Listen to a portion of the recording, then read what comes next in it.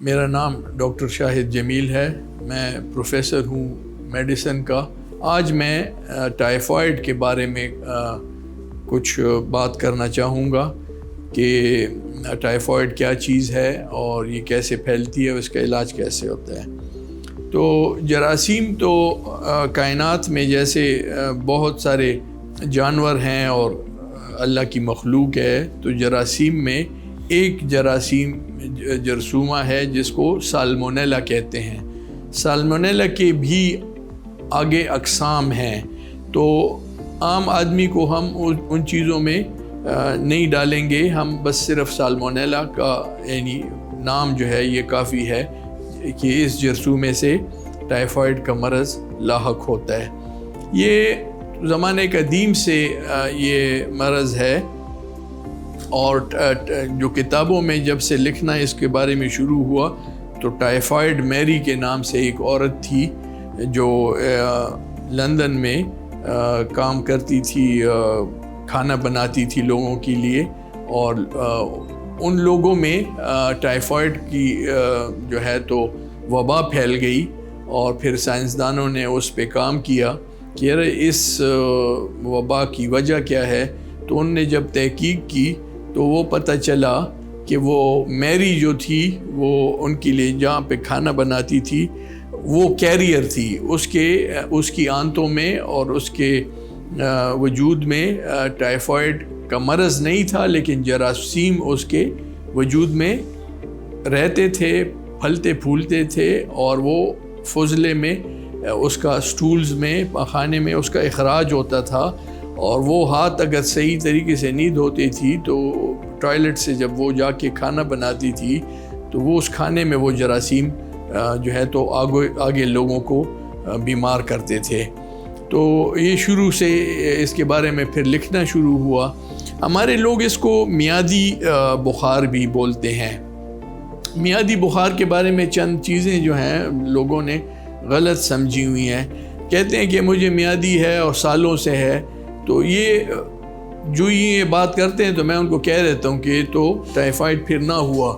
Typhoid جو ہے وہ عموماً 4 ہفتوں پہ محیط ہے. اس کو میادی اس وجہ سے کہتے ہیں کہ اس کی 4 ہفتوں کی میعاد ہے. پہلے ہفتے میں کچھ علامات ہوتے ہیں، دوسرے میں اور تیسرے میں اور چوتھے میں یا مریض ٹھیک ہو جاتا ہے اگر علاج ہو جائے، ورنہ چوتھے میں اس کو فوت ہونے کا خطرہ ہوتا ہے.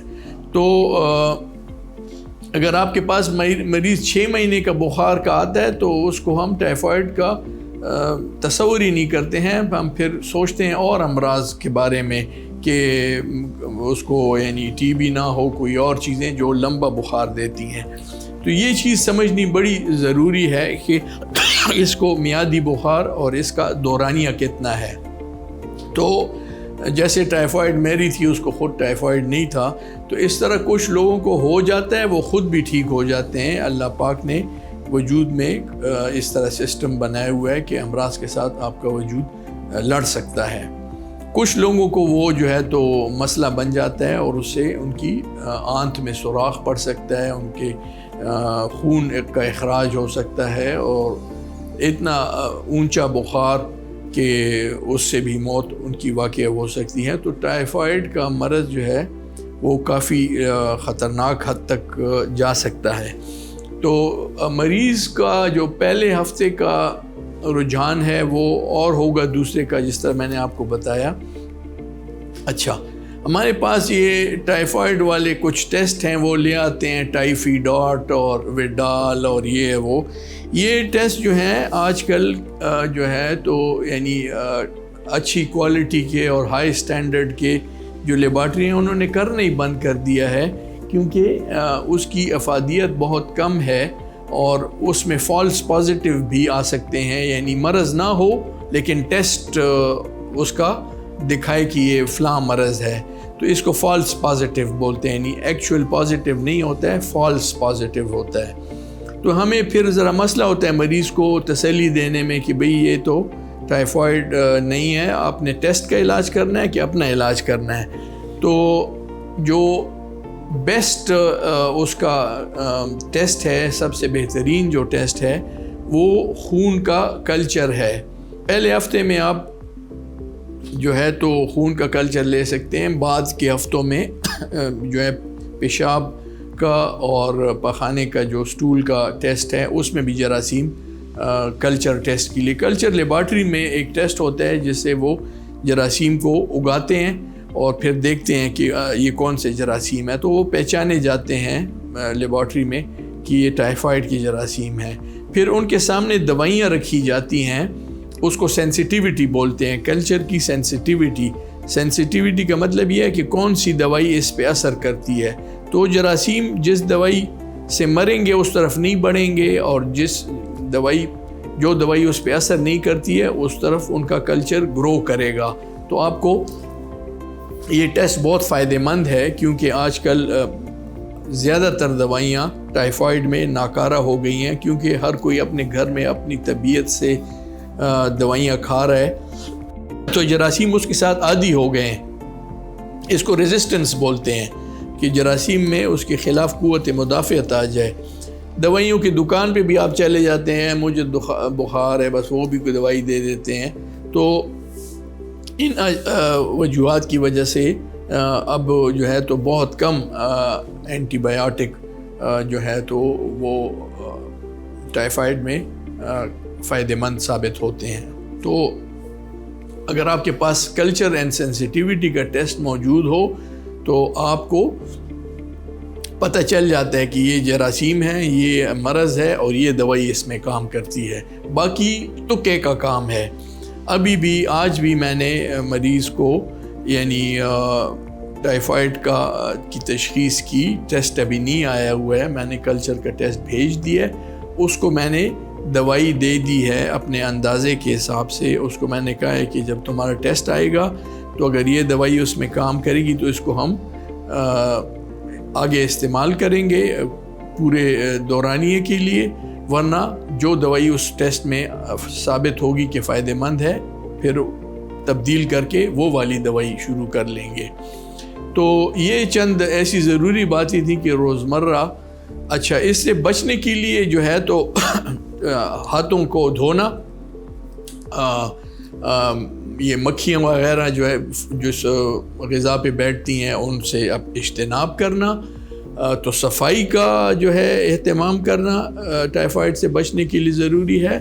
یعنی حیات آباد میں فیز 3 میں پچھلے سال ایک وبا پھیل گئی تھی، تو وہ یہ اندازہ تھا کہ یہ پانی کا جو سورس ہے اس کی وجہ سے یہ جراثیم لوگوں کو بیمار کر رہے ہیں۔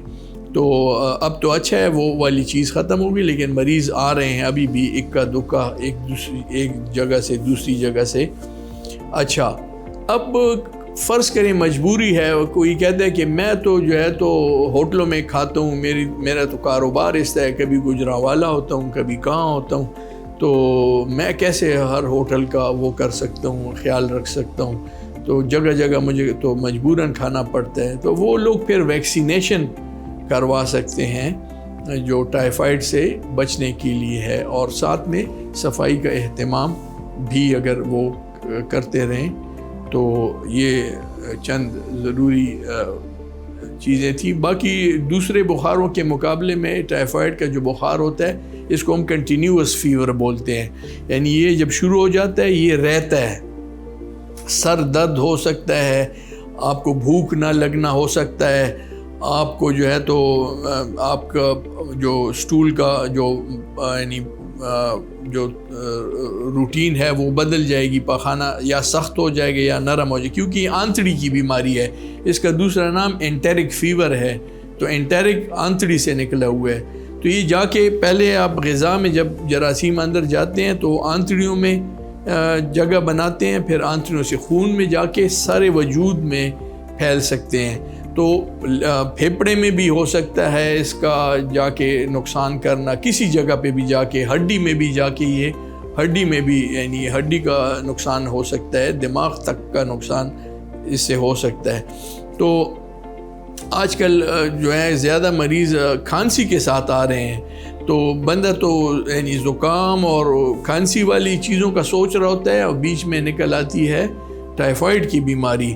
تو یہ بات سمجھنا کہ یعنی صرف آنت کی بیماری ہے، نہیں، یہ سارے وجود میں پھر پھیل جاتی ہے۔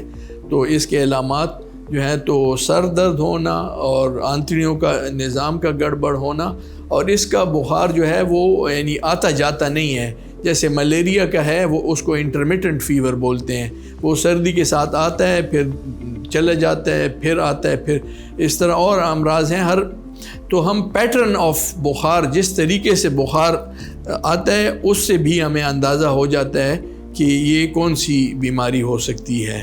تو کنٹینیوس فیور کا ہونا، آنتڑیوں کا وہ ہونا، اشتہا کا نہ ہونا، اور بہت زیادہ کمزوری بھی ہوتی ہے۔ ٹائیفائڈ کا بیمار جو ہوتا ہے کافی بیمار ہوتا ہے اور وہ جو ہے تو فوراً اس کو علاج کی ضرورت ہوتی ہے۔ دیکھیں، یہ جو گلی کوچوں میں جو چیزیں بکتی ہیں یہ بچے استعمال کرتے ہیں، تو مکھیوں کا اس کے ساتھ یعنی بیٹھنا، اور وہ کھیتوں میں سے وہ جراثیم جو ہے اٹھا کے مکھیاں لا سکتی ہیں، تو بچوں کو یہ تلقین کرنا کہ باہر چیزیں نہ کھائیں اور کھانے سے پہلے ہاتھ دھوئیں۔ پھر بھی بچے ہیں، وہ اپنی گڑبڑ اور یہ تو کرتے رہیں گے، تو ان کو ویکسینیشن کرانا کہ قوت مدافعت ان میں ہو، تو ویکسین ان کو بچاتی ہے۔ یہ ویکسینیبل ڈیزیز ہے، کچھ امراض کی ویکسین نہیں ہے۔ یہ اچھی بات ہے کہ یعنی ٹائیفائڈ کا ویکسین اویلیبل ہے، موجود ہے، تو بچوں کو صفائی کا اور جو ہے تو ویکسین کا جو ہے تو اہتمام کرنا۔ یہ اسکولوں میں سے مسئلے بنتے ہیں، بعض وہاں پہ جو ہے تو کینٹینوں میں سے مسئلے ہیں، ہوٹلوں سے یہ پیزے ویزے آرڈر پہ منگا لیتے ہیں، اس میں جراثیم ہو سکتے ہیں۔ تو اس قسم کی چیزیں ہیں، مطلب بالکل 100% تو بچنا بڑا مشکل ہے، لیکن اگر صفائی ہو اور ہمیں پتہ ہو کہ غذا اچھی جگہ میں گھر میں بنی ہوئی ہے، صفائی، اب گھروں میں بھی اگر کاکروچ پھر رہے ہیں تو وہ گٹر سے کاکروچ لا کے تو آپ کے کچن کے، تو ضروری نہیں ہے کہ آپ کا گھر جو ہے وہ 100%، تو کاکروچز اور ان چیزوں کو بھی کنٹرول کرنا، مکھیوں کو کنٹرول کرنا، یہ بھی اس کے ساتھ تعلق رکھتا ہے۔ دیکھیں، آج ایک جو ہے تو لڑکا ملکنڈ سے آیا اور وہ اپنا تعلیم کر رہا ہے، ہاسٹل میں رہتا ہے، اور اس کو میں نے کہا کہ اگر تم نے ایک دن کے لیے داخل ہونا ہے کہ ہم تمہارا بخار کنٹرول کر کے تمہیں گھر بھیج دیں۔ اس نے کہا نہیں، میں تو بس سیدھا گھر جانا چاہتا ہوں۔ تو بس ٹھیک ہے، میں نے اس کو دوائی لکھ دی، ٹیسٹ لکھ دیا، اور وہ گھر چلا گیا۔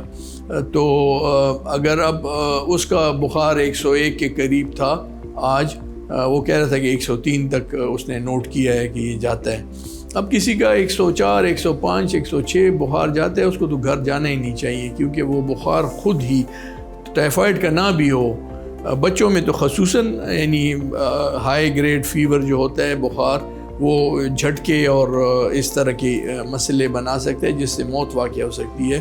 تو بہت اگر اونچا بخار ہے تو اس کو تو لازماً یعنی اسپتال میں ایڈمٹ کر کے اس کا بخار کنٹرول کر کے، تو جب یعنی وہ ڈاکٹر سمجھ جائیں کہ اب یہ مرض تشخیص ہو گئی ہے، علاج یہ والا صحیح ہے، تو پھر اس کو گھر وہ رخصت کر سکتے ہیں۔ تو مرض اپنا بھی نقصان کرتا ہے، لیکن یہ بخار جو ہے اگر بہت زیادہ اوپر چلا جائے تو یہ خود بھی نقصان کر سکتا ہے۔